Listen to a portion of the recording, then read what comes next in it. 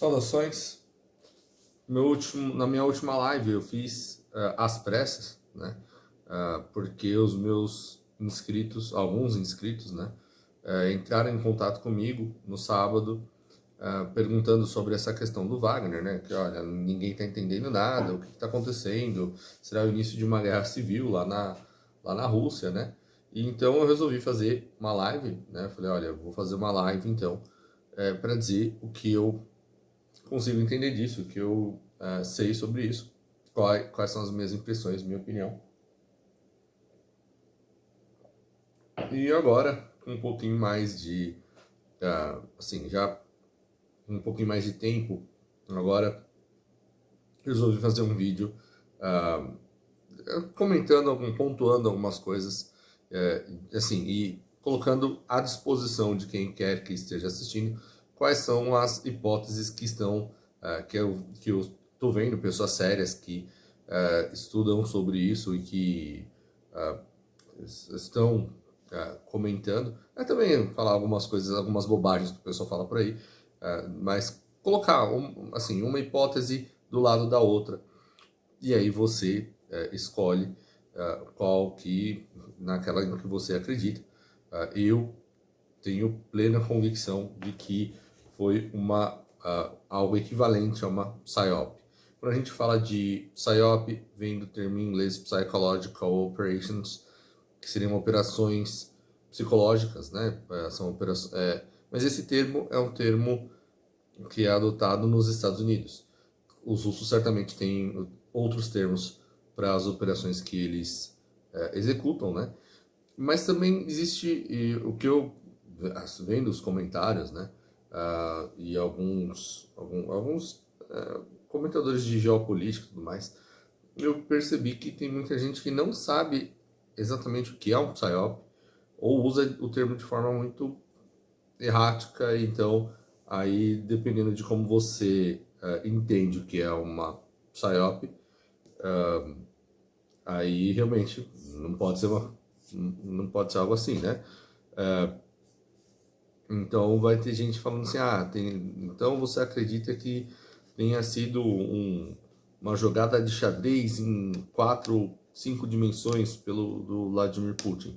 Não necessariamente, não precisa, na verdade, para ser uma PSYOP, o Putin não precisa necessariamente saber que ele fez parte de uma PSYOP, ainda que ele seja que ele tenha bastante tempo de uma formação, né, em serviços de inteligência. Ele provavelmente sabe discernir quando ele está, assim, quando ele se vê nessa posição, né? Ele deve ter os elementos ali para perceber, olha, não, isso foi alguém, né, elaborou isso aqui e eu estou no meio desse esquema, mas não necessariamente ele precisa ter sido informado e ele teve a ideia e ele estava à parte. Não é isso que é uma PSYOP. Então, eu vou dar um exemplo de, assim, eu tenho acompanhado muito aquele canal The Duran, né? Então, eu tenho Alex Christoforou e o Alexander Mercouris, né? Eles são de ascendência grega, né? O Mercouris é britânico e o Christoforos mora em Cipros, né? E então eles têm um canal que é relativamente grande, eles trazem muitas pessoas interessantes e do cenário europeu, às vezes para comentar, até ex-ministros, assim, figuras importantes, e pessoas como o Jeffrey Sachs e tudo mais. Eu acho interessante de acompanhar o trabalho deles, mas nisso, por exemplo, eu discordo absolutamente da hipótese deles. Eles são do time que defendem que, na verdade, houve realmente assim, a narrativa oficial que está se formando é a real, e é isso, e acabou, né? Do ponto de vista dos russos. Tem gente, como eu vejo a maior parte dos comentaristas da direita aqui no Brasil, pelo menos, falando sobre isso como se, assim, repetindo a propaganda, que é obviamente propaganda, do que você vê nos veículos, nos principais veículos de notícia americanos e europeus. Então, a ideia de que a Rússia, na verdade, está, sabe, enfraquecida e que isso demonstra um racha nas Forças Armadas na Rússia e que isso foi vergonhoso para a Rússia e tudo mais. Definitivamente não é o que não é a impressão que eu tenho e não acho que condiz com a realidade, né? Você pode achar isso, mas não tem, ainda estou para ver alguém que apresente um elemento e que esteja acompanhando de fato as conversas que estão acontecendo na Rússia e o que está acontecendo no campo de batalha, né? Então você também nessa mesma linha você vai ver que tem comentaristas, né, de países da OTAN que acreditam que a Ucrânia não está sabendo se aproveitar deste momento de fraqueza, como se existisse um momento de fraqueza, né? Realmente ali demonstrado e ali como se realmente houvesse algo assim. Nós não temos elementos para afirmar que existe, né? E o que tem acontecido eles continuam tentando ali quebrar, assim, vencer, né? Eles nem chegaram na primeira barreira de defesa ainda, né? Eles ainda continuam disputando, então continuam perdendo na disputa de artilharia na zona cinza, né? Aquela zona que fica em disputa. Eles avançam às vezes um pouquinho. Teve um artigo que eu vi, que foi publicado nesses dias aí atrás, que pelo menos teve alguma repercussão em inglês e em alemão, né, em falantes de inglês e alemão, em que apontava que nesse ritmo a Ucrânia demoraria 16 anos para recuperar todo o seu território, né, ganhando esses... Mas o jogo não é ganhar território, o jogo é você vencer no campo de batalha. Sabe-se que, historicamente, o lado que ataca, né, perde em média, 3 vezes mais soldado. Você precisa ter 3 vezes mais soldado. É mais custoso em vidas, em equipamentos, para quem ataca. No caso lá na Rússia, é pior ainda, porque agora existe uma linha defensiva e o lado defensor tem a superioridade aérea, tem a superioridade na artilharia. O Ocidente não está conseguindo competir com a Rússia com relação ao número de não só de armamentos que consegue enviar para a Ucrânia, mas as questões logísticas de suprimentos e em especial de munição, né? Então, enfim, eu acho que é injusto chega a ser injusto com os ucranianos esse tipo de crítica, porque eles não têm muitas chances de vencer e de realmente atingir algum resultado, né? Mas a liderança ucraniana não tem nada assim, ela está desgarrada das necessidades da população, né? E existe uma força política consolidada ali que tem como prerrogativa lutar contra a Rússia e continuar esse conflito. Por quais razões não está no escopo desse vídeo. Eu acho que tem aí o trabalho tanto das escolas de mistério quanto de projetos nefastos que vão contra o próprio povo ucraniano, para não dizer de europeus e americanos, não só dos... Assim, então, assim, não acho que é uma guerra só contra os russos, né? Mas não vem ao caso aqui nesse vídeo, não vou dar sustentação para essa afirmação. Se você se interessa por isso, entra lá no Recanto do Guerreiro, que é o meu canal lá no Telegram. Então, assim, então o que é... Bom, acho que é melhor eu falar assim. Então, a primeira hipótese, eu acho que todos aqui no Brasil estão mais familiarizados com ela, porque eu vejo, assim, eu não assisto a TV Globo, mas pelo pouco que eu acompanho e pelos comentários que eu vejo das pessoas que cujo trabalho eu acompanho aqui no Brasil, parece que não há discordância em relação ao, assim, aqui no Brasil, pelo menos, de que, pelo menos no geral, de que, na verdade, isso demonstra a fraqueza da Rússia, que, na verdade, os russos é um povo atrasado e o Putin é um louco violento e que quer explodir tudo e tudo mais, né? Então, esse é o mal, é o axis do mal, é a Rússia. Então, então, né, nessa hipótese, é tudo que é, assim, é muito pior do que tudo que de fato aconteceu. Então, é a gente que vai acreditar plenamente que houve um início de guerra civil e que por trás dos panos tem uma população insatisfeita e assim, muita gente no exército insatisfeito e tudo mais. Não, os fatos não foram nessa direção, né? E então, para justificar o que eu estou dizendo, eu gostaria de ler. Eu quero ler para vocês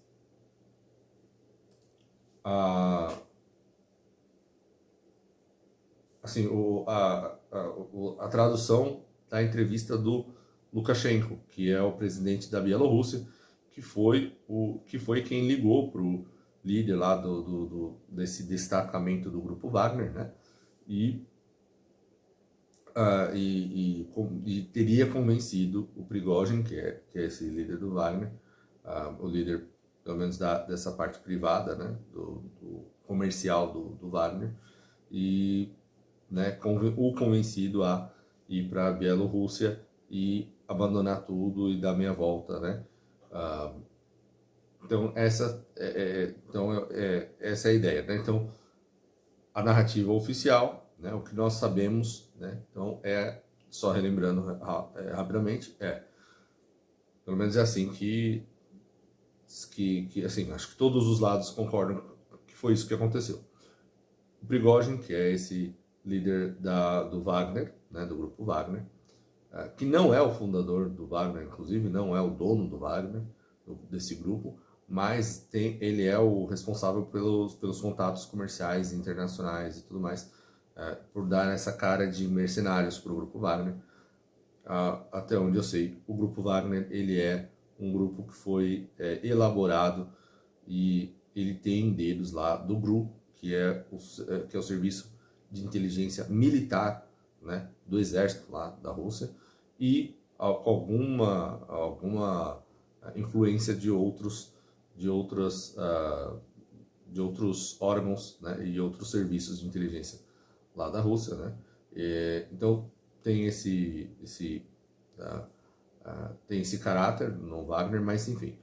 Então o que aconteceu foi que o Wagner começou, durante a Batalha de Bakhmut, ele já havia feito críticas ao Shoigu, que é o ministro da Defesa russo, e ao Gerasimov, que é o general, lá o que comanda, de mais alta, que está assim, comanda não o teatro de operações, porque isso estaria sobre o Surovikin, mas o comandante geral dessa operação militar lá que está ocorrendo na Ucrânia, né? Então ele começou a fazer essas reclamações contra o Gerasimov e o Shoigu, e um dia ele foi e gravou, né? Ele gravou, postou um vídeo dizendo que o Ministério da Defesa havia atacado o QG, né? O quartel-general do grupo Wagner, né? E que ele, inclusive, com mortos. Então, e ele, depois que voltou agora, foi lá para a Bielorrússia, ele continua fazendo essa afirmação, que o Wagner, o grupo Wagner, foi repetidas vezes bombardeado, né? E assim, antes, no início dessa escalada, dessa marcha para a justiça, foi assim que ele chamou essa ida até Moscou, né? Então ele saiu na direção de Moscou e com um comboio de cerca de 4.000 homens, varia, tem gente que fala que de 2 a 5 mil homens, mas parece que está se consolidando 4 mil, em torno de 4 mil homens, né?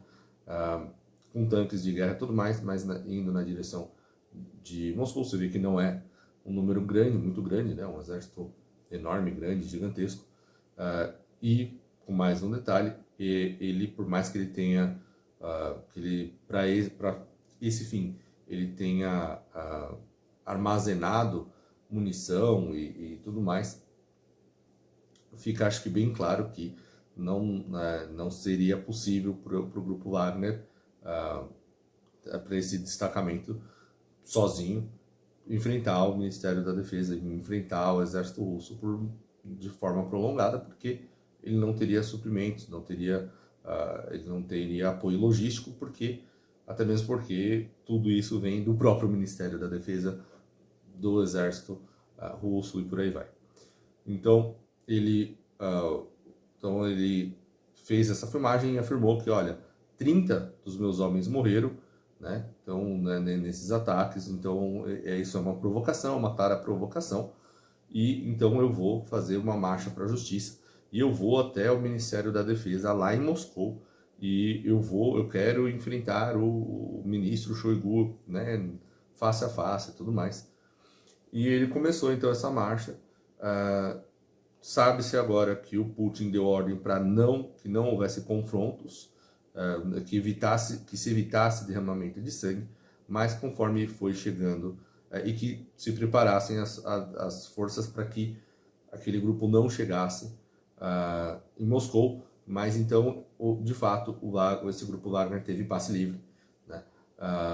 Durante aquele dia, o Putin recebeu o apoio massivo dos militares. Nenhum oficial do grupo Wagner ficou do lado, salvo um, ficou do lado do Prigozhin, desse líder comercial, né? Nenhum, só um que é o dele, o mais próximo dele mesmo, né? Então ele tem um homem forte lá e é o único que ficou do lado dele. Todos os outros, você vê pelos números, né?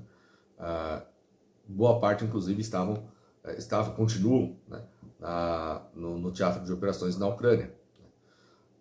Então, ele seguiu nessa direção e sabe-se que ele abateu sabe-se não, mas o que se diz é que ele abateu, foram dois, assim, até a última informação que tive, 2 helicópteros, um helicóptero e um avião, né? Então, mas foram 2 aeronaves que ele abateu e ele diz que foi em defesa porque a Força Aérea já estava bombardeando o comboio dele, né? Quando ele foi chegando, né, assim, quando esse destacamento que estava na ponta estava se aproximando, estava a 200 quilômetros, né, de Moscou, é isso? Não, 200 quilômetros. Quando ele estava se aproximando de Moscou, então aí foi quando eles decidiram dar meia volta e voltar, né? Então houve essa ligação do Lukashenko, que é o presidente da Bielorrússia, e ele, que era assim, eles são conhecidos de longa data, o Prigozhin e o Lukashenko, e também eles são, assim, o Lukashenko, o Prigozhin e o Putin são conhecidos de longa data, então eles têm 20 anos, 30 anos de história, mais, né, de história, né, de se conhecerem e tudo mais. Então, essa teria sido a história. Ele teria conversado com o Prigozhin, olha, o Putin está disposto a isso e é melhor não, né, vamos evitar esse derramamento de sangue. E aí o Prigozhin teria aceitado, dado meia volta e ido para a Bielorrússia com esse destacamento do Wagner de 4, 5 mil homens. Espera-se que cerca de 8 mil homens, que já não é uma força mais, assim, não é uma força gigantesca, mas não é uma força insignificante também, mas que esse número vá na direção, né, vá para a Bielorrússia, né, e seriam alguns dos veteranos mais experientes, né, do grupo Wagner, que é esse núcleo que fica em torno do Prigozhin. Então, essa é a narrativa, isso é o que, né, o que todo mundo sabe, e em tese ninguém discorda disso tudo que eu narrei até agora, com exceção de algumas pessoas que vão dizer que a batalha foi mais intensa do que eu acabei de narrar, e gente que diz que, olha, não teve foi nada, assim, não teve foi nada, teve algumas filmagens no campus, teve, filmaram, alguém foi lá e filmou um helicóptero caído, ou então como naquela filmagem primeira do Prigozhin. Olha, eu tô vendo uma floresta com algum fogo, em chamas, mas eu não consigo ver, assim, nem os corpos desses soldados do Grupo Wagner que teriam sido atingidos nesses primeiros ataques do Ministério da Defesa, que teriam sido, assim, sem provocação nenhuma, né? E que teriam originado essa marcha, né? Então o Prigozhin falou assim, não, isso não vai ficar assim, a gente vai marchar até Moscou para exigir justiça.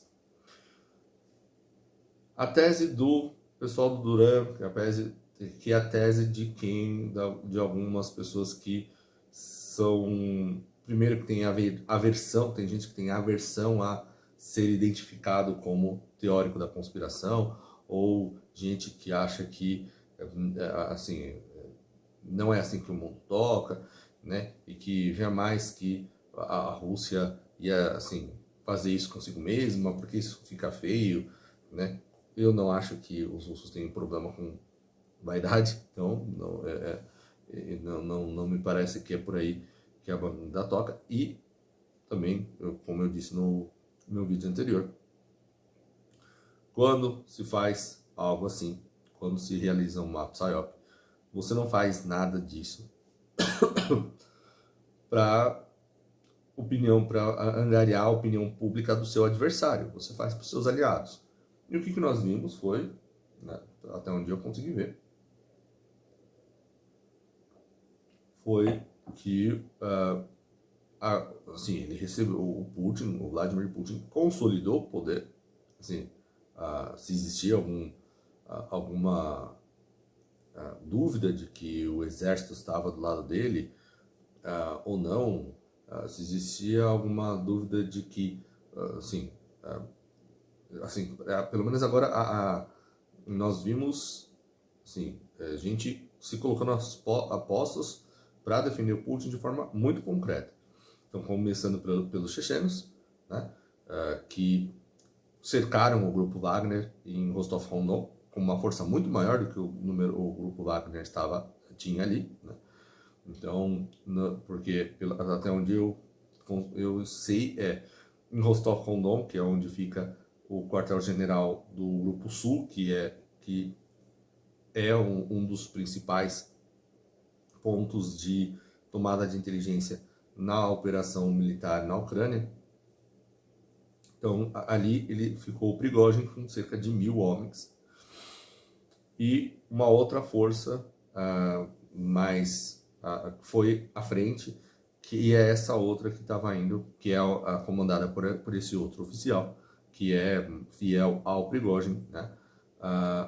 Que é um dos seniors lá. Esse destacamento com 3.000 homens, um comboio, estava indo na direção de Moscou.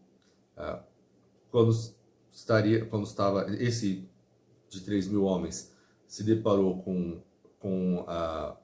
já com linhas defensivas sendo estabelecidas nos perímetros de Moscou, as rodovias já começando a ser bloqueadas, né, por equipamentos militares, ou seja, a partir dali teria que haver derramamento de sangue. E já no grupo de Rostov-on-Don, eles foram, na verdade, assim, a cidade foi cercada, o perímetro todo foi cercado pelas forças chechenas em número muito maior do que o número de soldados do grupo Wagner que existia ali, né? Então é isso, né? Essa é a parte que acho que não há discordância muita discordância disso. Foi mais ou menos isso que aconteceu. Eu vi algumas mídias, por exemplo, Der Spiegel, na Alemanha, afirmando que o Prigozhin ele esperava receber mais apoio do que ele recebeu dos militares, que ele tinha esperanças ou achava que ia receber o apoio de mais oficiais e de pelo menos uma parte do exército ia se bandear para o lado dele contra o Shoigu, não contra o Putin. Então essa seria a ideia. Então, na verdade, ele queria chegar lá no Ministério da Defesa e, com o apoio de uma parte dos oficiais lá na Rússia, fazer com que o Shoigu e com que o Gerasimov fossem removidos, o que na prática seria um enfraquecimento do Putin, porque alguém de fora chegou lá e conseguiu derrubar dois ministros, o ministro e o líder do exército, né? Então, ou seja, o líder supremo já não seria mais o Putin. Essa seria a ideia. E tem gente que foi além, né?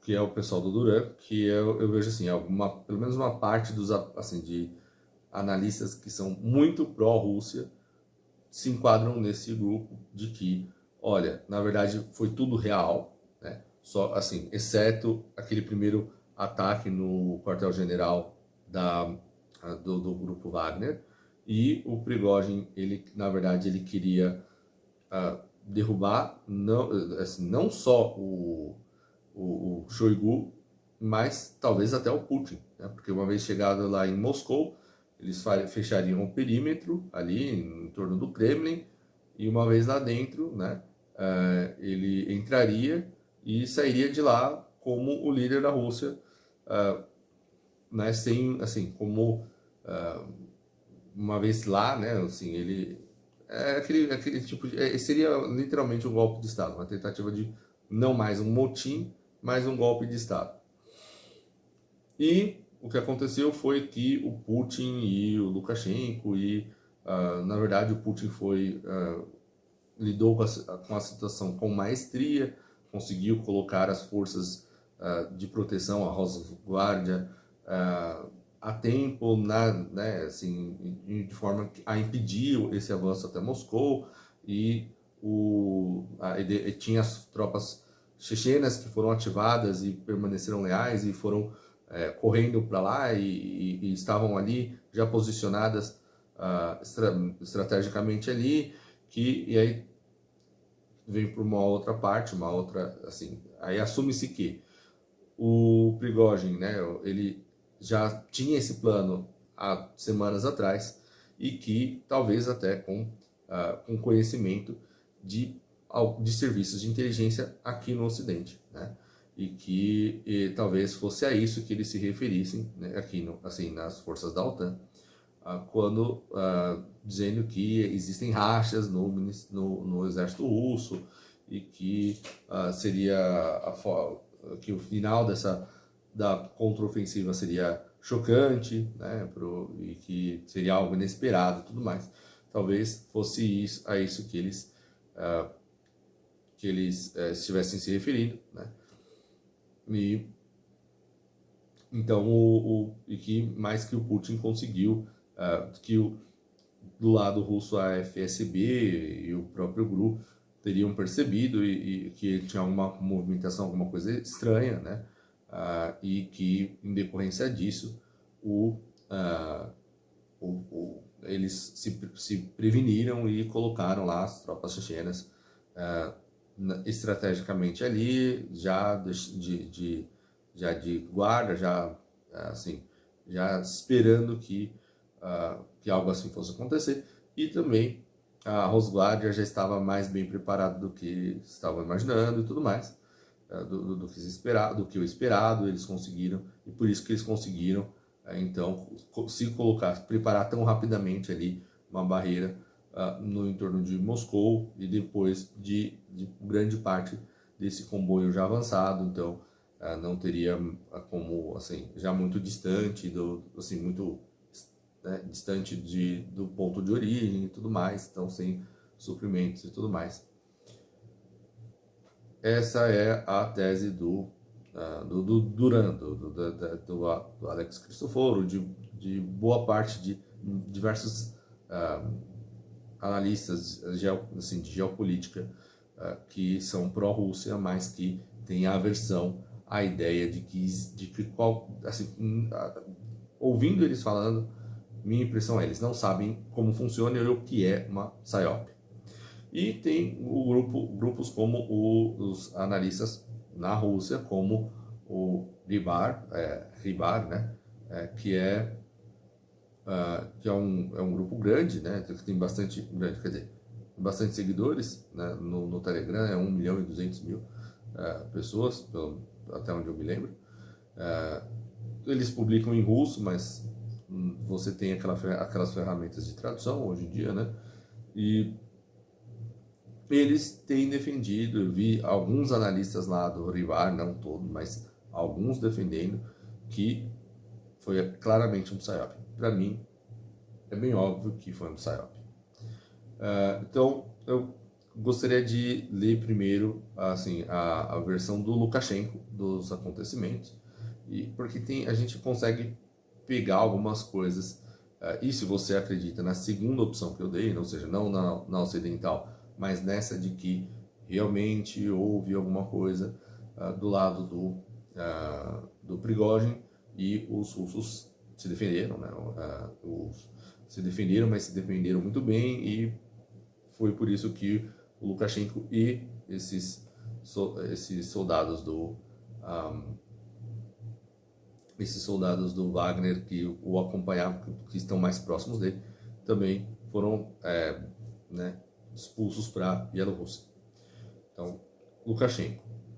A situação em desenvolvimento na Rússia eventualmente afetaria a Bielorrússia também, e essa foi a razão pelas quais eu tentei convencer Prigozhin a parar o movimento de suas tropas. Né? Aí abre aspas. Você sabe, você pode fazer o que você quiser, mas não se sinta ofendido pelo que eu estou te dizendo.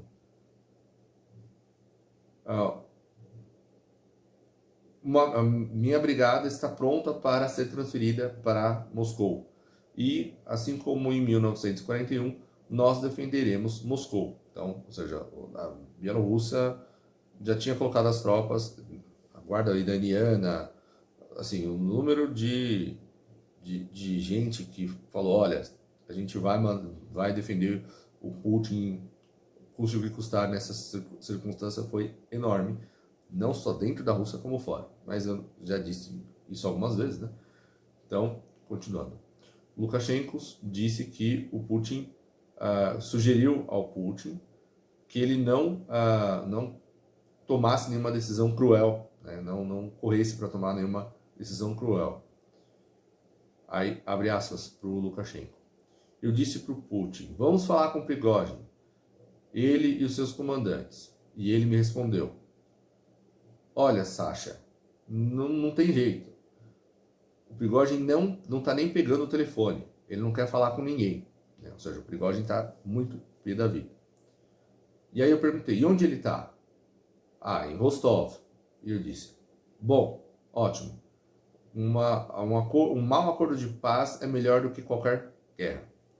Não vamos correr para a tomada de decisões, né, drásticas. Eu vou tentar falar com ele. Aí no meio do dia, nós conseguimos 3 canais pelos quais a gente conseguiu entrar em contato com Rostov-on-Don, né, com aquela região onde estava o Prigozhin, e falar com o Prigozhin. Um número significativo.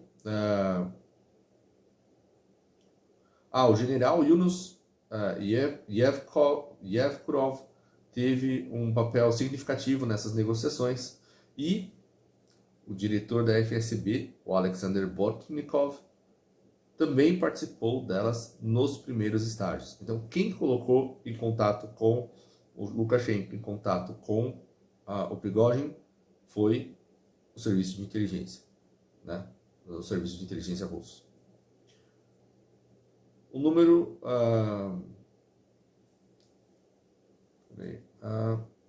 Às 11 horas, aí, abre aspas, às 11 horas, ele, o Prigozhin, pegou o telefone. E aí o Yevkurov falou com ele. Nós falamos, e aí depois, né, me colocou em contato com ele. Nós falamos por pelo menos a primeira metade da conversa a gente falou em linguagem obscena, excepcionalmente, né?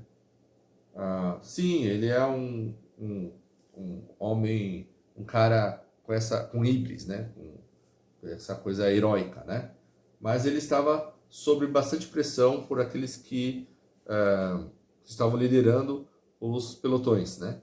Então, e eles viram essas mortes, né? Então, ou seja, o Prigozhin está dizendo que, olha, eles viram as pessoas que estão aqui comigo viram as mortes, morreu gente lá no Wagner, o Ministério da Defesa está querendo desmantelar a gente, né? Então é isso que o Prigozhin ainda está defendendo, né? E eu disse, Zênia, né, é o Prigozhin, ninguém vai te dar nem o Shoigu e nem o Gerasimov, especialmente nessa situação. Você conhece o Putin não menos do que eu conheço. Ou seja, o Putin, de forma alguma, com você fazendo uma coisa assim, vai te dar o Shoigu e o Gerasimov de cabeça. E aí, abre aspas agora para o Prigozhin. Mas a gente quer justiça, né? Eles querem estrangular a gente. A gente vai até Moscou. E eu disse, na metade do caminho, você vai ser esmagado como um inseto. Pensa sobre isso, eu disse. Não, ele respondeu. Então, ele estava eufórico, né? Então, ou seja, pela descrição do Lukashenko, eu não tenho nenhum motivo para duvidar do Lukashenko, o Prigozhin estava ensandecido, né? Realmente, né? Então, seguindo-se essas negociações, o Prigozhin abandonou suas demandas iniciais, inclusive aquela de que queria a cabeça do Shoigu e do Gerasimov. Então, ele se acalmou, apaziguou, né? E aí, então, o Lukashenko afirmou que os lutadores do Wagner não vão chegar nem perto das armas nucleares que estão sendo transferidas pelo exército russo para a Bielorrússia, né? Então, os russos estão instalando sistemas de ataques de mísseis nucleares na Bielorrússia para defender a Bielorrússia, né? Então, o exército bielorrusso vai poder, isso é importante.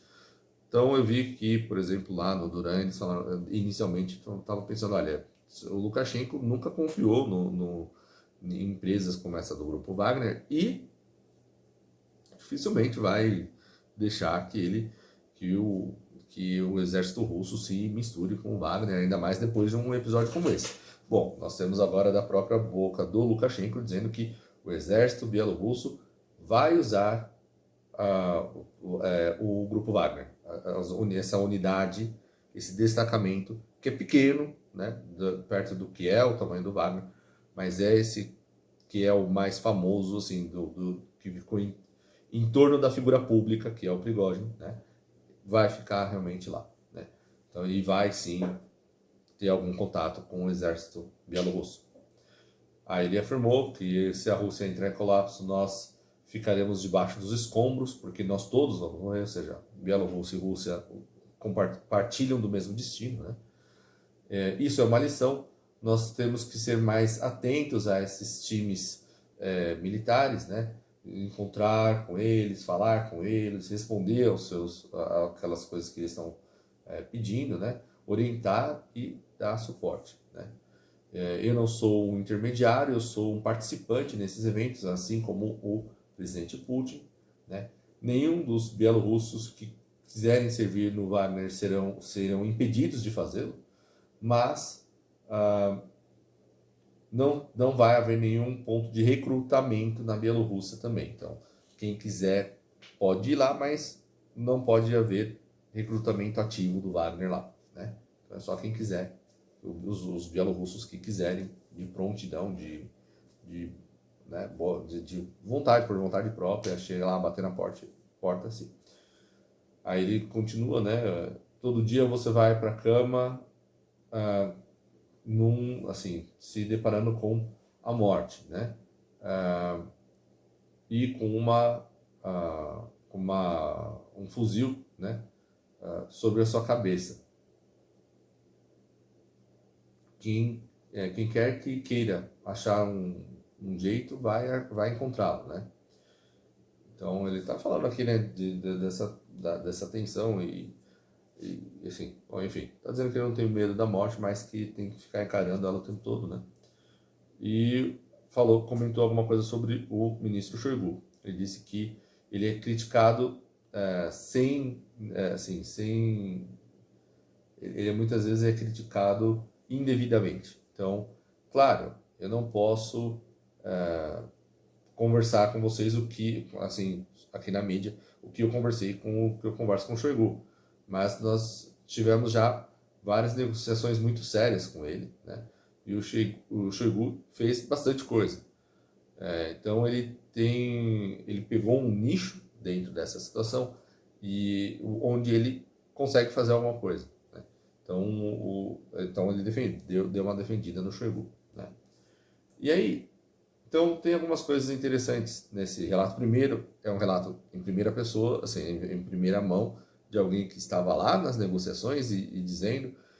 Tem algumas coisas que eu acho interessantes, que é, primeiro, note-se o envolvimento uh, note-se o envolvimento dos serviços de inteligência. 2. O Prigozhin, aparentemente, assim, ele estava agindo com o fígado.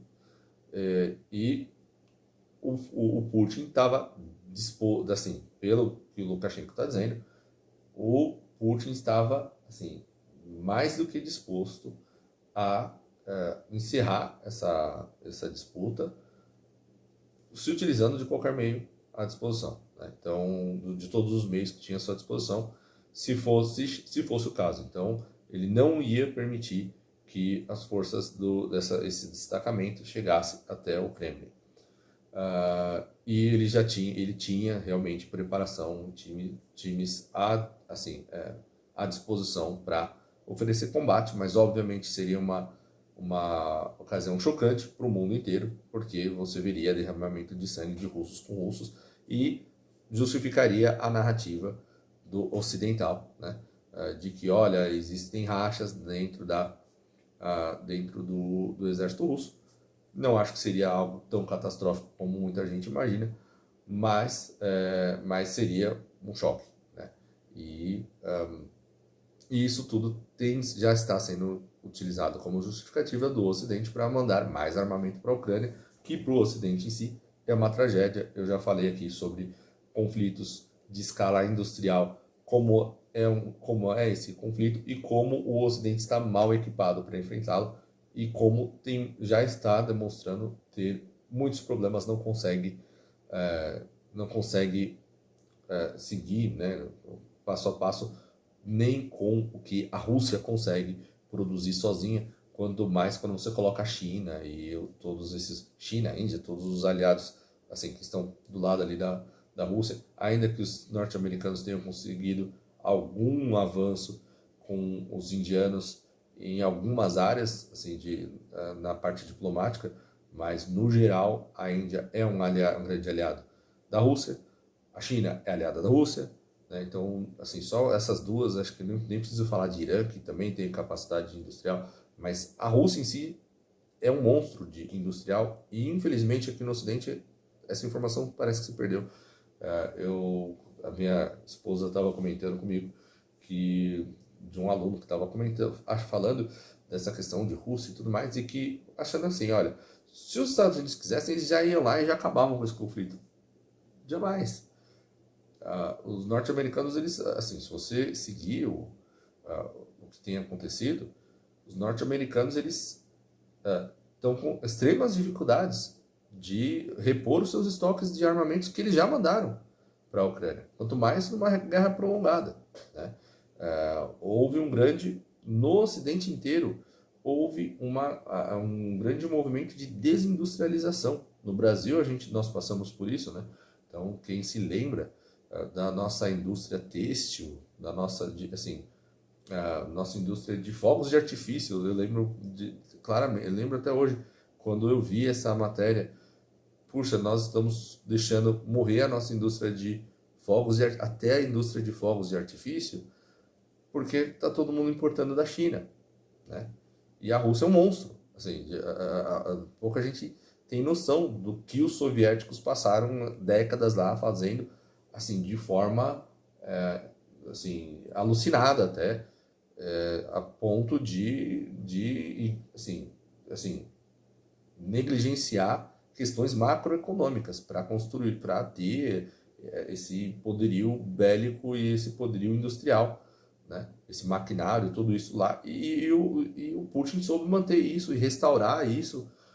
Enfim, eles têm, não, é inegável que eles têm muita coisa.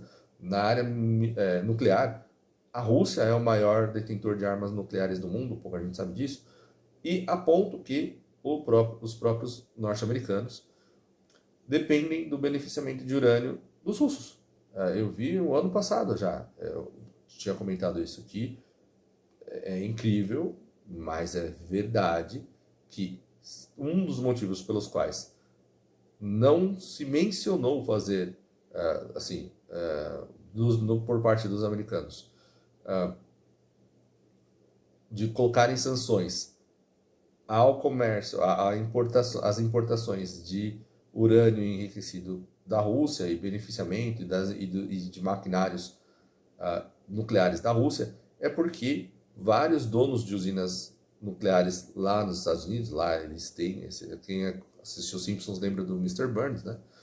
E então eles lá, vários donos informaram, olha, sem isso daí, nós vamos ter que fechar usinas nucleares aqui nos Estados Unidos porque o preço, assim, o custo vai ficar astronômico. Não dá, não mantém. E é muito barato, mas a gente é dependente, nós somos dependentes. Não tem como, não tem dinheiro que você consiga jogar nessa situação, assim como questões de munições, que consigam resolver isso da noite por dia. Você precisa treinar pessoas, você tem que ter, construir fábricas, construir um maquinário, ter o know-how.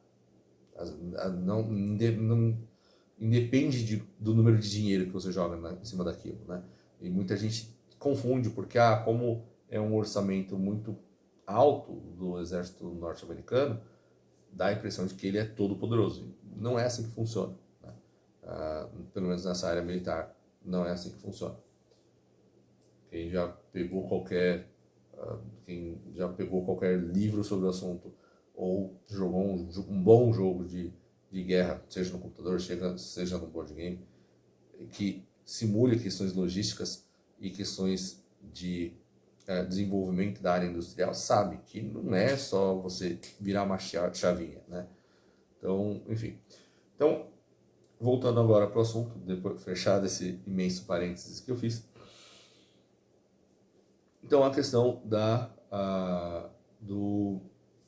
se, afinal, foi um PSYOP ou não, né? Então, eu li, assim, o depoimento do Lukashenko, né? E agora eu vou ler o Ribar, a postagem que o Ribar postou recentemente, né? Então, ele não está dizendo que é um PSYOP, mas para me entender, meio para bar, né?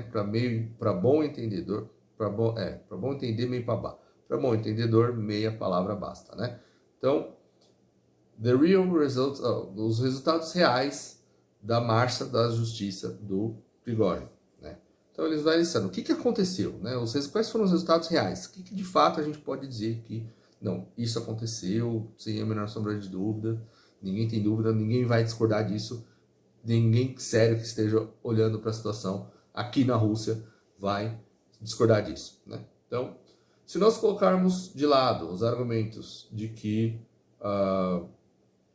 o comandante supremo e os oficiais de segurança disseram ou não disseram, o que eles estão falando, o que não estão dizendo, porque também vi esse argumento que o Putin parecia realmente muito puto, né?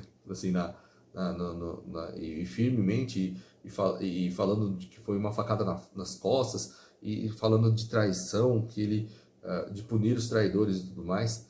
Mas teve um comentário que eu achei interessante, que é do Mad Hertz, se eu não me engano, que ele falou uma coisa que é verdade. Ele falou, olha, mas eu não entendi isso no discurso do Putin, porque primeiro ele falou de que era uma facada nas costas.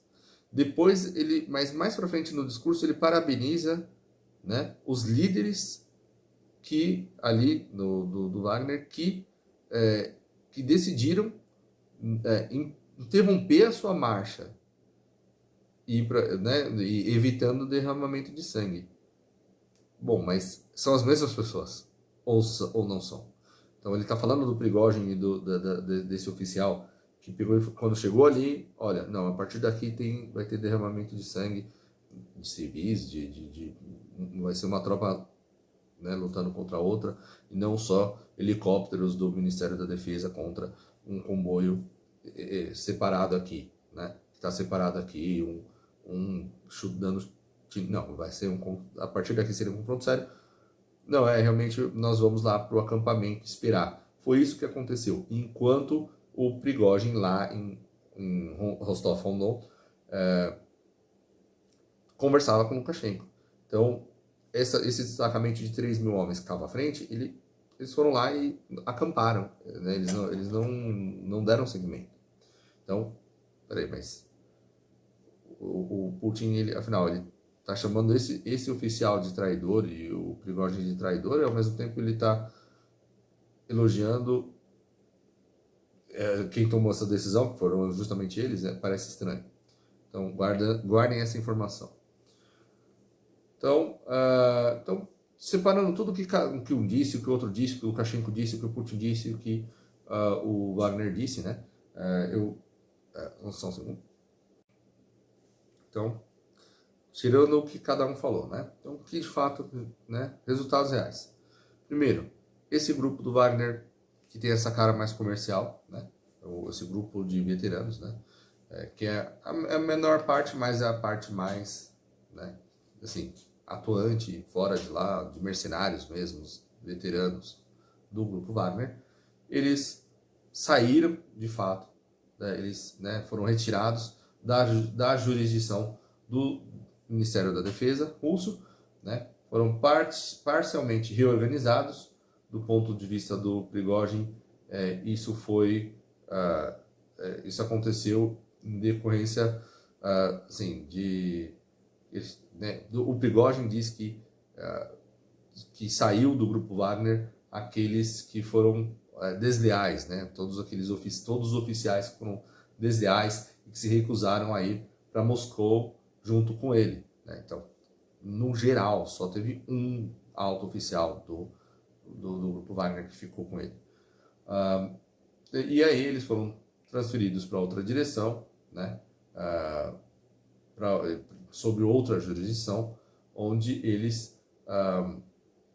onde será, né, entregue, providenciada toda uma nova infraestrutura para esse grupo, né? Aí, outro ponto, apesar dos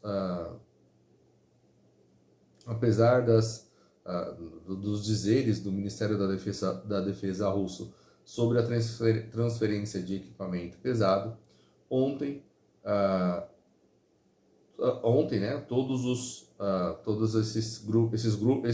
esse comboio do grupo Wagner que foi para a Bielorrússia, foi com todo o seu equipamento. Então, esse comboio levou todo o equipamento, apesar do que o Ministério da Defesa russo havia informado que não seria enviado, mas por algum motivo eles entraram com todo o seu equipamento e os bielorrussos permitiram.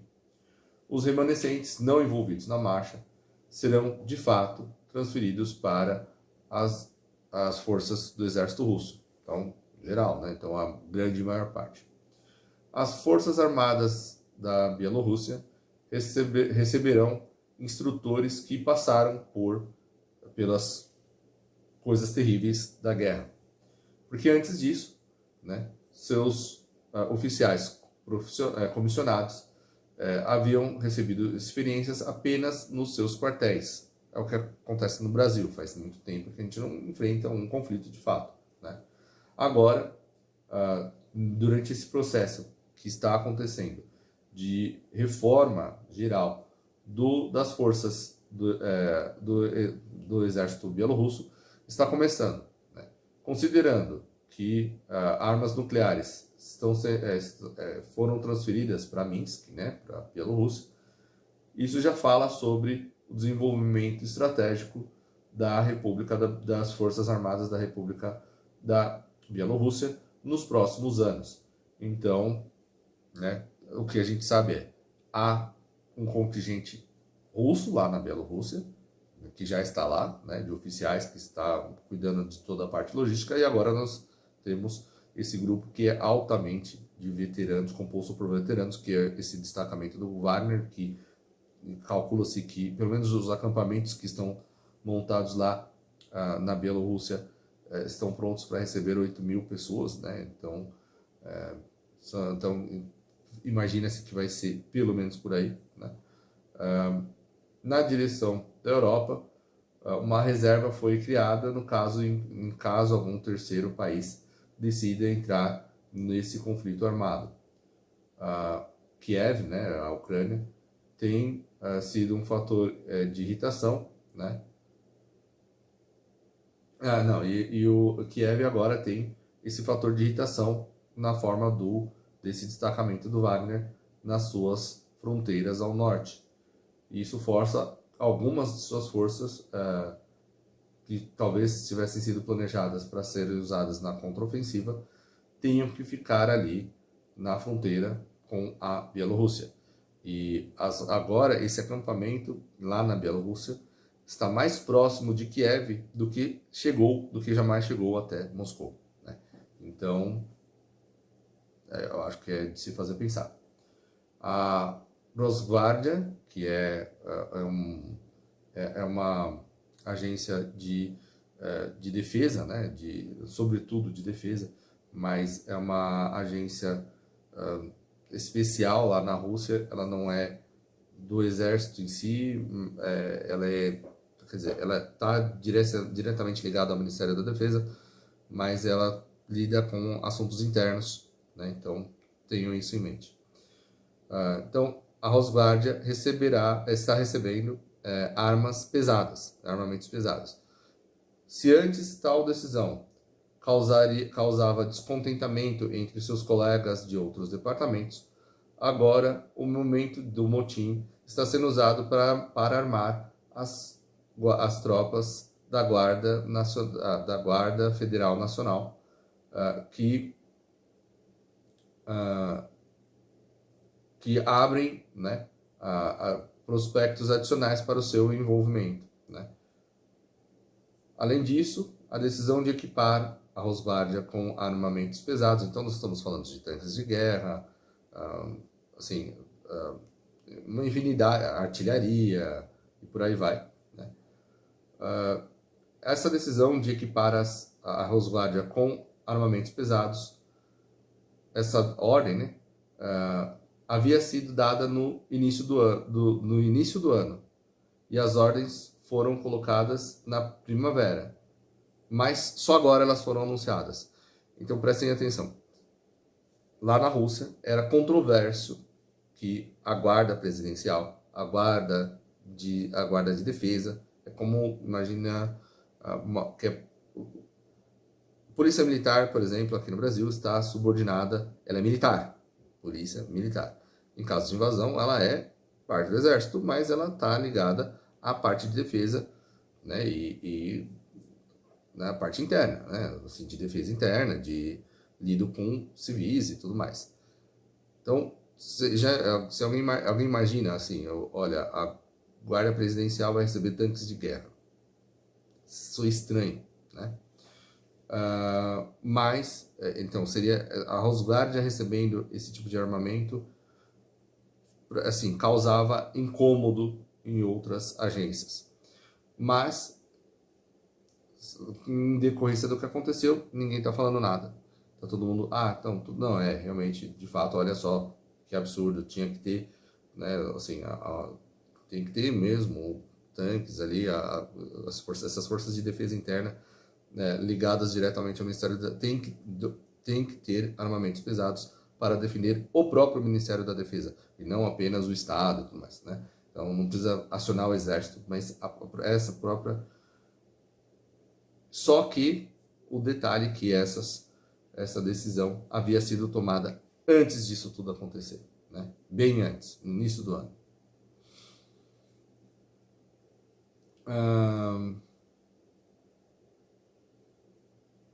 O Alexander Lukashenko ganhou diversos pontos políticos e ganhou, assim, corrigindo, né, sua aprovação dentro da Rússia, né? Ele é lá na ele é o presidente da Bielorrússia, mas, né, existe esse Estado da União, né? E o Lukashenko ele não tinha o índice de aprovação tão grande quanto, por exemplo, o Putin, mas esse evento está corrigindo isso, né? Então as pessoas estão, né, assim, enaltecendo, né, o Lukashenko em decorrência de tudo que aconteceu. A sociedade russa criou guias de informação sobre a unidade do exército e as pessoas, e essa tese será colocada nos textos dos livros de história moderna, né? E também agora está se utilizando o termo, né, que uma guerra civil foi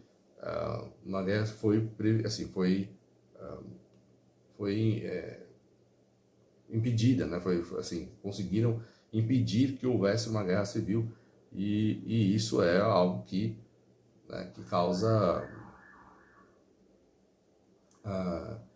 isso é algo que, né, que entra na cabeça das pessoas e, enfim, né? Sob o pretexto da supressão inativa da insurgência, começou agora uma limpa no Ministério da Defesa, né? Aqueles responsáveis por treinos de combate controversos, mobilizações e atividades operacionais estão todos sob investigação, sob o radar, né? Todo mundo está sendo observado, né? Desde o Gerasimov, que está assim, começando pelo Gerasimov lá no cargo mais alto do exército, todos estão sendo questionados, né, e criticados em decorrência de quaisquer umas dessas coisas. Sim, sobre esse pretexto, muitos serão retirados, removidos, né? Vai haver mudanças na cadeia ali, principalmente para aqueles que deram suporte aberto ao Prigozhin no que ele estava fazendo, né? Então, existiu uma minoria, se existiu ali, todo mundo vai ser investigado. O Prigozhin não conseguiu nenhum alto oficial que fosse lá, mas todos aqueles que antes disso estavam enaltecendo o grupo Wagner e tudo mais, né, dizendo, olha, não, ele realmente, né, independente, mesmo com tudo que o Prigozhin está falando, né, eles merecem, todos esses, ou então, não, olha, não pode, essa ideia do grupo Wagner sair desse grande contingente, ser absorvido pelo Ministério da Defesa, não, o Prigozhin está certo, melhor que isso não ocorra. Ou seja, todos aqueles que eventualmente, em algum momento, levantaram uma voz questionando a centralização e questionando esse fortalecimento do poder do regime, poderão ter problemas. É basicamente isso que ele está dizendo aqui. O Ocidente está convencido de que o caos reina nas Forças Armadas russas depois do motim do Prigozhin e que os soldados russos estão prestes a se render. Formações ucranianas despreparadas estão novamente sendo empurradas para serem abatidas pelas posições russas. Aconteceu nos últimos dias. Um monte de gente no Ocidente falando, olha, vocês não estão vendo? Eles estão com problemas lá, vai lá. E os ucranianos que, eventualmente, assim, todas as investidas que os ucranianos tiveram durante os últimos dias terminaram com perdas catastróficas, né? Então, eles estão enfrentando como é que, qual que é o termo que foi utilizado aqui no Ocidente, eu não lembro qual foi o jornal agora, mas uma muralha de aço, né? Que eles estão enfrentando ali. Então, é triste para os ucranianos que estão sendo levados à tomada a esse tipo de avanço em decorrência de algo que não tem nada a ver com o fronte de batalha, que está quilômetros, centenas de quilômetros de onde aconteceu tudo aquilo. E mesmo assim, mesmo que fosse um pequeno motim dentro de um exército de 1,5 milhão de pessoas. Né? Então, é só para você ter uma ideia, o tamanho do exército russo é atualmente só o exército, sem voluntariado, sem nada, assim, só o exército em si, né? É 1,5 milhão de pessoas. É muito distante mesmo lá na Ucrânia. O que tem lá na Ucrânia não está sendo no fronte de batalha agora, é uma parcela relativamente pequena do exército russo. Eles estão se guardando para alguma outra coisa, o que aí a gente não sabe.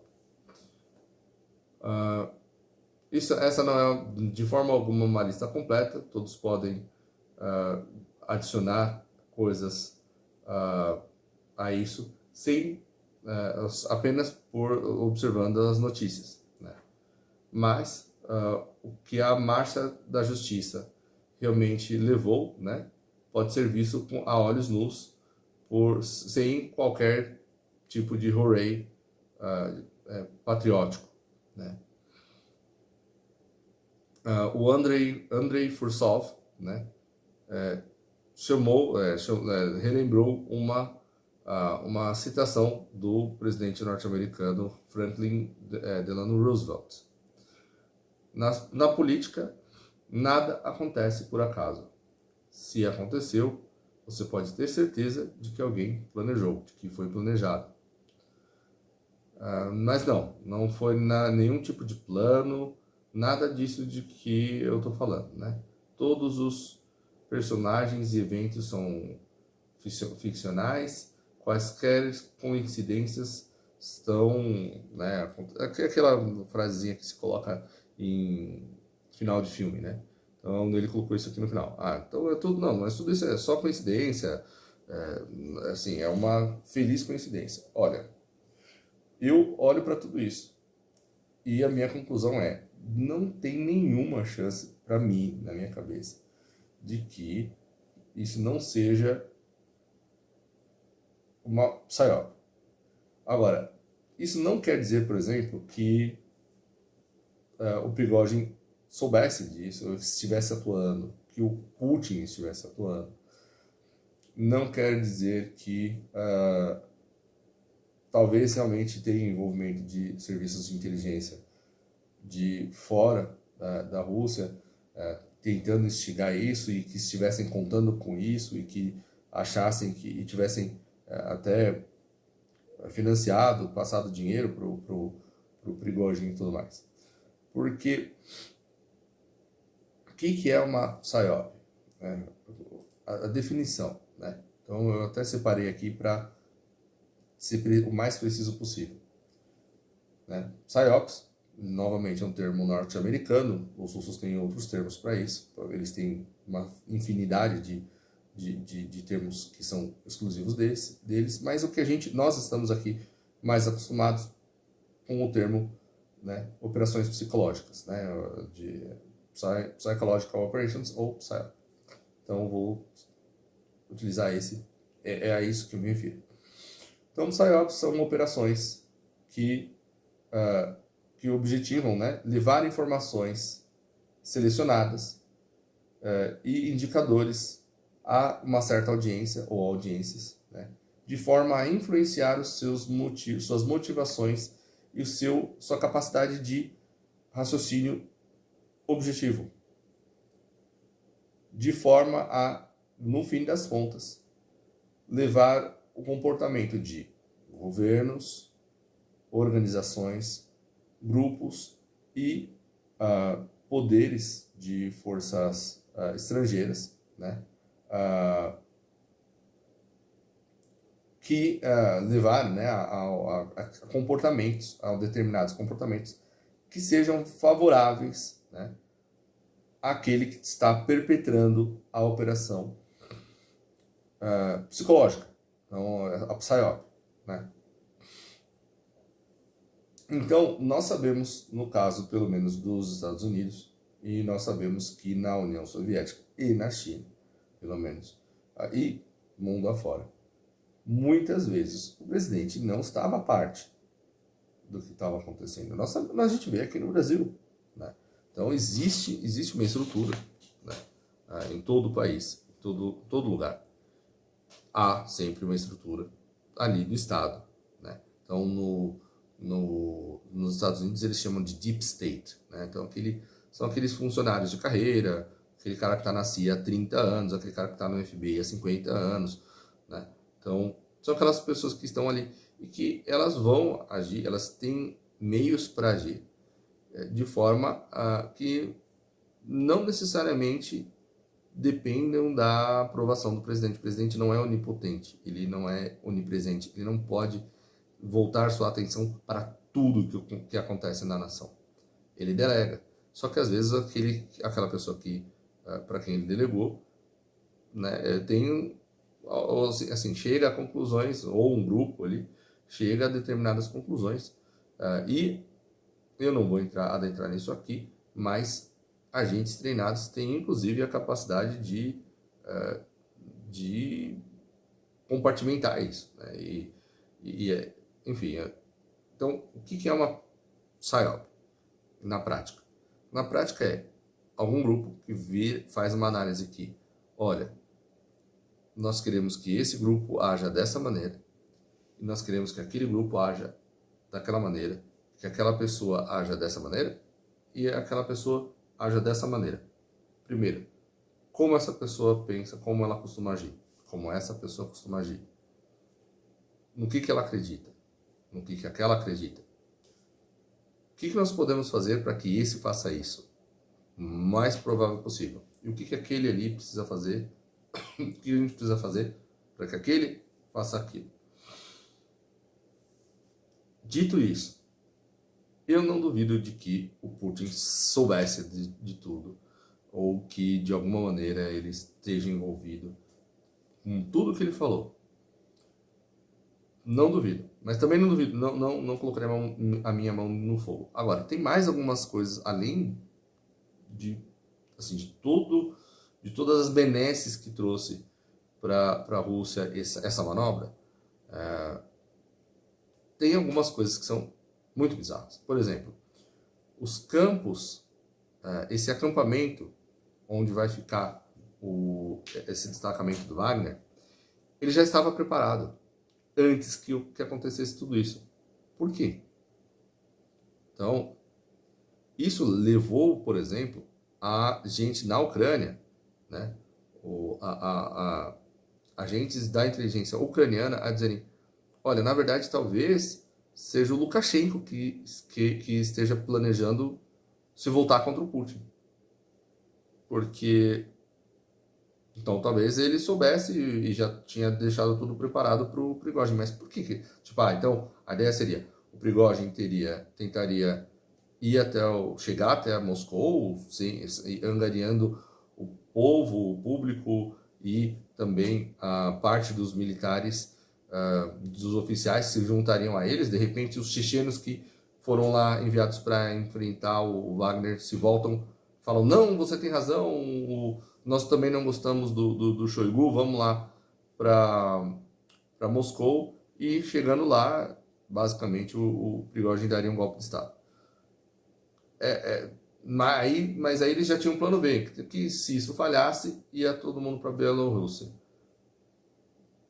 Não sei, eu acho mais simples para mim acreditar que, na verdade eles estavam, assim, eu tenho dificuldade de enxergar como o Lukashenko, que está recebendo armamento e que depende em grande parte da logística dos russos, dos armamentos desenvolvidos pelos russos, inclusive para desenvolvimentos de projetos civis na Bielorrússia, Eu acho muito difícil que ele se aventurasse. Aí eu acho difícil que ele se aventurasse em algo assim, né? E aquela falha, eu vi gente apontando, olha, uma coisa que o Putin já reiterou um monte de vezes nesses últimos 20 anos de poder, 20 e tantos anos que está no poder, é que a coisa que ele tem mais dificuldade de perdoar, né, é a traição. Ele não perdoa a traição. E ele falou de traição. Agora, aí eu não tenho como saber se realmente ele falou de verdade, ele realmente parece assim, né? Ele acha que foi traído, mas ele acha que foi traído pelo Prigozhin, ou ele acha que foi traído por algum grupo dos serviços de inteligência?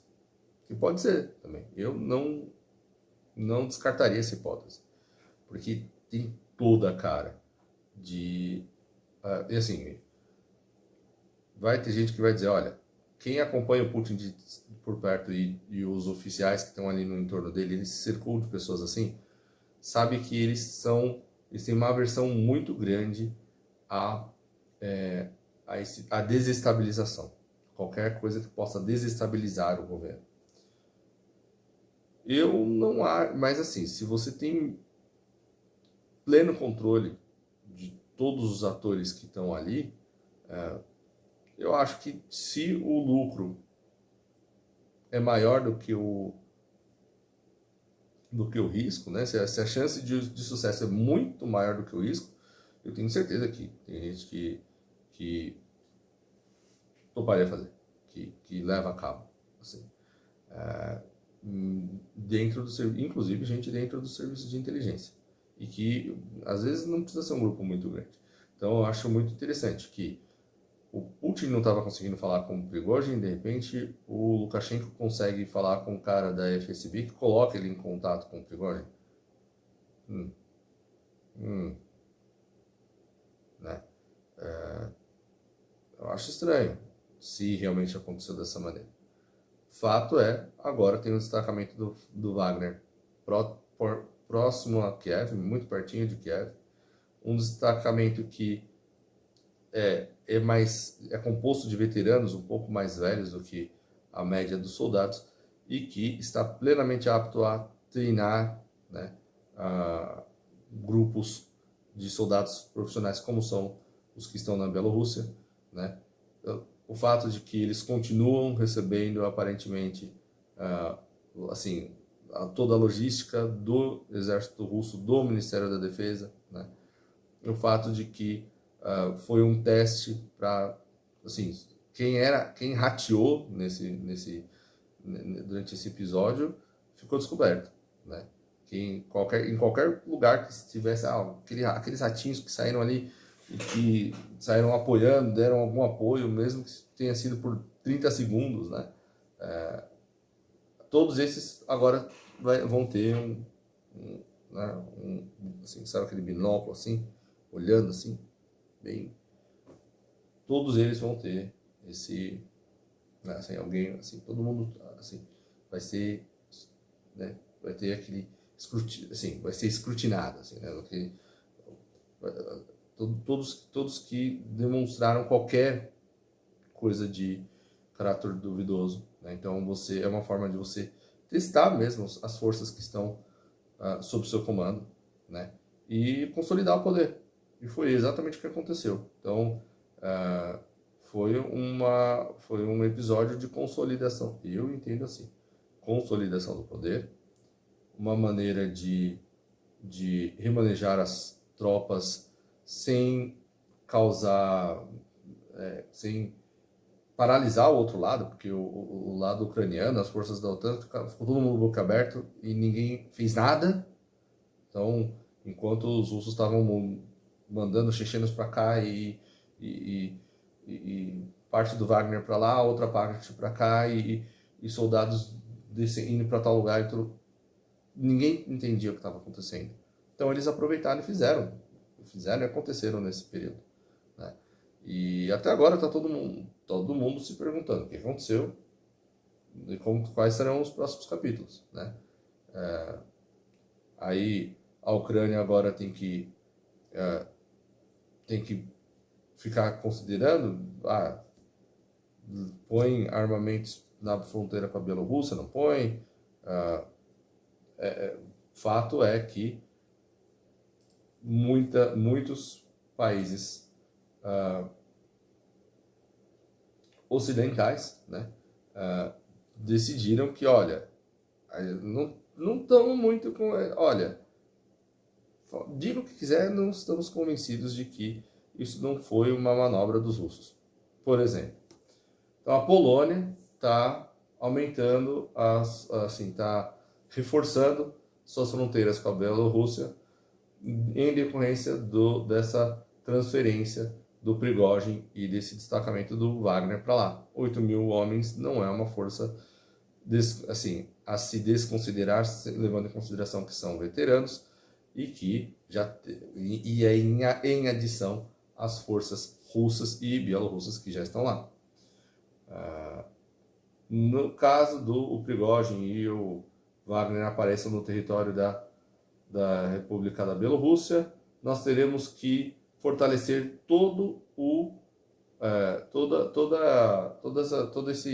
as fronteiras orientais da OTAN, né? Então, disse o presidente Nausėda, né, que é da Lituânia.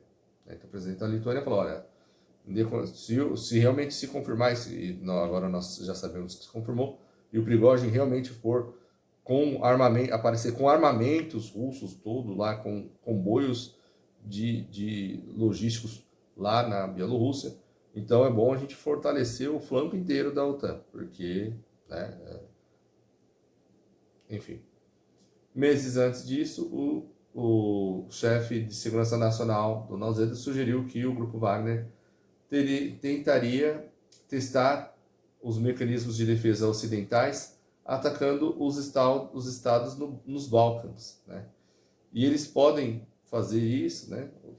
Testar os Balcãs, esses mecanismos, ao mesmo tempo que dá uma oportunidade do Kremlin de dizer que não tinha nada a ver com isso, como acontece na África. Então, porque tem essa questão que o Wagner, antes de combater nessa operação especial, o Wagner tinha o que eles chamam em inglês de plausible deniability. Então, eles conseguiam negar de forma plausível que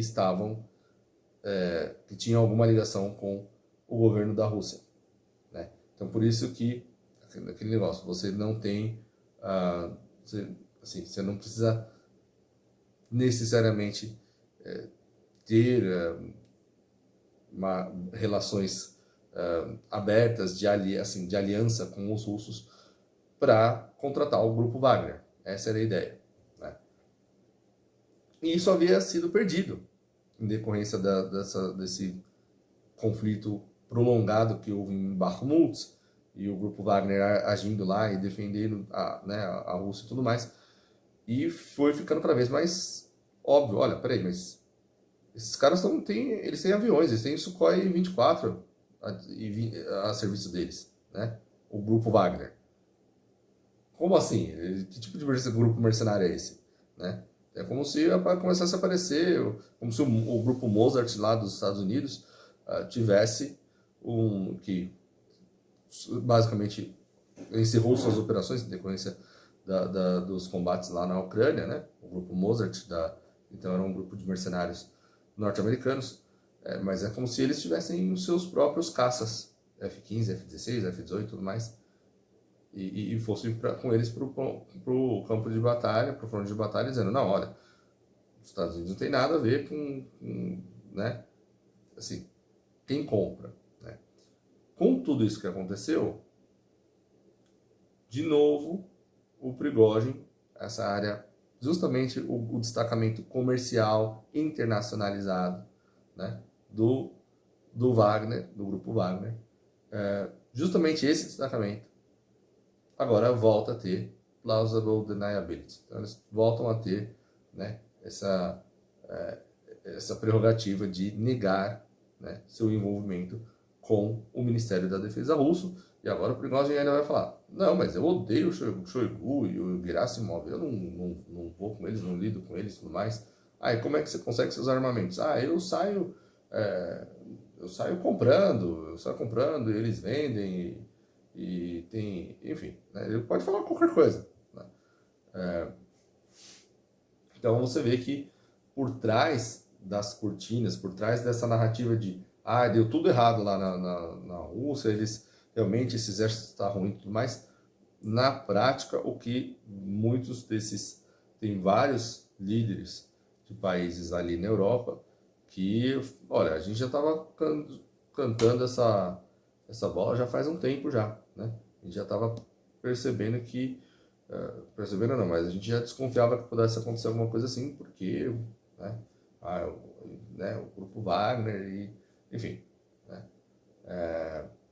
então é isso. Então, aí depois a Polônia, né, eu já falei, né, aumentou a, a- aumentou o grau, né, de, assim, de reação das tropas, né, lá do exército polonês. Então colocou assim, olha, em alerta, né, as tropas em alertas, né, porque, né, com a pergunta de o que o Lukashenko está querendo, né, esse exílio, né, é assim que está na matéria aqui, no comentário aqui, esse exílio do Prigozhin lá na Bielorrússia parece muito como uma manobra traiçoeira, né? Então, né, em decorrência desse temor, os poloneses né, aumentaram o nível de alerta. Então, é isso. Então, o que eu tinha para dizer sobre essa questão, acho que de forma definitiva, é isso, né? Também eu vi, por exemplo, o Mercúrio, né, do Duran, falando sobre que, olha, o Putin foi muito cuidadoso para não afirmar que os serviços de inteligência ocidentais estavam envolvidos nisso que aconteceu com o Prigozhin, tudo mais, né, mas não, balela. Ele falou isso, acho que ontem, e hoje nós já tivemos o Zolotov, que é um desses líderes dos serviços de inteligência russos, dizendo que há indícios de envolvimento dos serviços de inteligência ocidentais da OTAN, né, na preparação desse, dessa tentativa de revolta, de motim, de golpe de Estado que aconteceu, né, nesse último final de semana. Então, e assim, a gente, claro, vamos continuar acompanhando, né, com atenção as cenas do próximo episódio, né? Mas há um enviado do Papa indo para a Ucrânia, o Cardinal Zuppi, e ele depois vai visitar Moscou no final de junho, né? Então, vamos ficar de olho aí, porque tem até profecias que falam, né, de uma ida do Papa a Moscou e aí como algo que pode definir o futuro do Ocidente, né? Então é isso. Se você gosta do canal, do conteúdo do canal, peço que você clique no sininho, compartilhe, né? Dê o like. Né? Compartilhar é a melhor, para mim é a melhor coisa, porque eu realmente, assim, já há muito tempo que o YouTube ele não promove mais o conteúdo do canal, né? Então, se você quer saber as fontes ou tem eu costumo colocar tudo nos seguintes canais, lá no Telegram, no Recanto do Guerreiro e no próprio Café com Escrita, lá no Telegram. Então tem o Recanto do Guerreiro, o Lar do Guerreiro e o Café com Escrita. Geralmente eu coloco no Café com Escrita, mas você consegue acessar todos eles através do Recanto do Guerreiro. lá no Telegram. Mas no Recanto do Guerreiro, eu coloco de forma mais sucinta. Então, nesse Café com Escrita, eu saio colocando tudo que, assim, que eu acho interessante. Se eu coloquei alguma coisa no Recanto do Guerreiro, é porque eu quero chamar a atenção de todos, né, para aquilo, ou realmente é fonte de algo que eu estou dizendo, né? Então, se você tem interesse, por favor, entra lá no Recanto do Guerreiro, recomenda aquele canal também peço para que vocês façam isso, né? E eu vou ficando por aqui, né? Quem quiser contribuir para o canal por Pix é escritonasombras@gmail.com. Quiser enviar um e-mail também, fiquem à vontade. Interessados no meu primeiro livro, Escrito nas Sombras, através do escritonasombras@gmail.com. Quem estiver interessado no meu curso sobre as escolas de mistério, que eu estou elaborando, comecei a elaborar agora, então comecei a elaborar assim, já com vídeos planejados, áudios planejados e tudo mais, estou começando a fazer esse planejamento. Então, quem já passou dos R$ 500, né? Então, agradeço, né, de contribuição.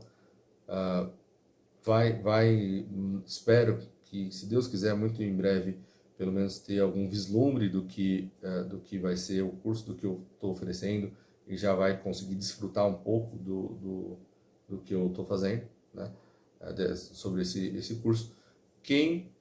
Sobre sociedades secretas e escolas de mistério e tudo mais. Quem está a caminho de chegar nos R$ 500, peço que continuem contribuindo, contribuam com o que você puder, R$ 20 no mês, R$ 30 no outro, R$ 10.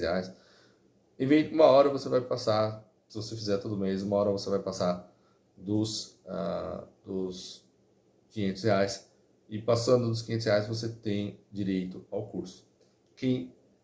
Isso para quem já contribuiu, né?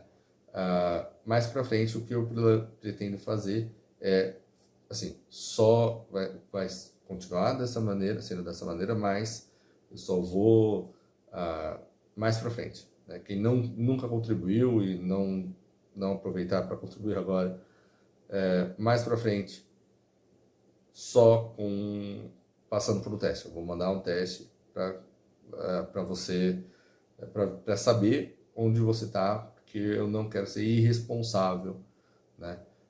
E sair. Eu não acho que todo o conteúdo que eu vou abordar faz bem, no geral, para qualquer um que esteja pagando, para todo mundo que esteja pagando. Então, eu acho que eu preciso ter uma noção do que, assim, quem me procura, o que sabe, onde está na sua vida espiritual, na sua vida filosófica e tudo mais. E